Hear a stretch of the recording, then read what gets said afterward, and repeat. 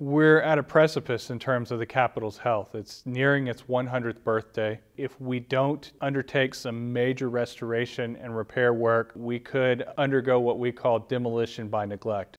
The Capitol is disintegrating, actually crumbling. For nearly 100 years, Oklahoma rains, heat, and cold have beaten on the building's limestone veneer. Add to that some ill-fated repair attempts, and it's time to fix the people's building before it's too late. Around the building, at these corners and larger pieces, I'd say we've got probably a dozen more locations that are cracked and soon to come off. While some stone falls to the ground, what's left can be an eyesore. About 25 years ago, workers sprayed a water sealer on the limestone to prevent further damage. While well-intentioned, the treatment ultimately failed and left behind ugly stains. When construction on the Capitol began in 1914, the limestone brought in from Bedford, Indiana, was the best around. Today, it hardly resembles the grandeur it had when the completed Capitol opened in 1917. Recently, the legislature approved money to restore that original luster. In the spring, the legislature passed House Joint Resolution 1033, which allocated up to $120 million in bond funding for the repair and restoration of the state Capitol building.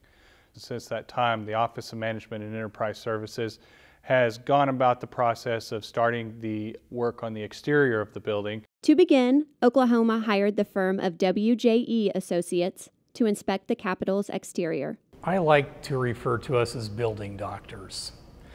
We are diagnosing building problems, and we have a whole palette of tools that we use. It sounds a little bit wacky, but actually it's a sensory inspection. When we tap on the building with a hammer, we're using our ears.